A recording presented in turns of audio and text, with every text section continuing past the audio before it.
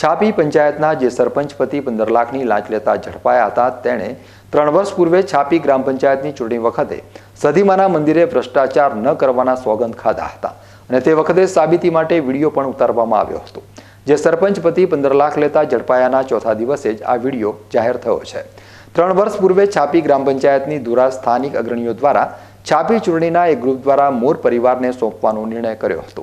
અને ગામમાં વિકાસ કામો માટે સલાહકાર સમિતિ નિમી તેમના સાનિધ્યમાં પંચાયતનો વહીવટ કરવા સામૂહિક નિર્ણય લેવાયો હતો અને સધીમાના મંદિરે પંચાયતના સભ્ય અને સરપંચ પતિ મુકેશ ચૌધરીએ સોગંદ ખાઈ પ્રામાણિકતાના શપથ લીધા હતા, જેનો વિડીયો હવે વાયરલ થયો છે। વિડીયોમાં સરપંચ કહે છે કે હું મુકેશ કામરાજભાઈ પટેલ જો ચૂંટણી જીતી જઈશ તો સધીમાના સોગંદ ખાઈને કહું છું કે કોઈ પણ કામમાં ભ્રષ્ટાચાર કરીશ નહીં અને સલાહકાર સમિતિના આયોજન પ્રમાણે કામ કરીશ અને મારું તથા તમામ સભ્યોનું રાજીનામું એડવાન્સમાં આપી પ્રામાણિકપણે વહીવટ કરીશ એવી હું ખાતરી આપું છું।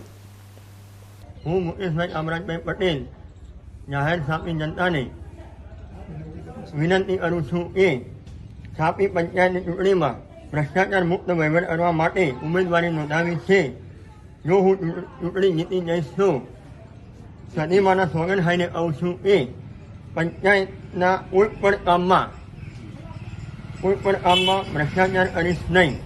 અને ગામમાં બનાવેલ સલાહકાર સમિતિના આયોજન પ્રમાણે કામ કરીશ અને મારું તથા મારી સભ્યોનું સલાહકાર કમિટીમાં રાજીનામું એડવાન્સમાં આપીને પ્રામાણિકપણે વહીવટ કરીશ એવી ખાતરી આપું છું।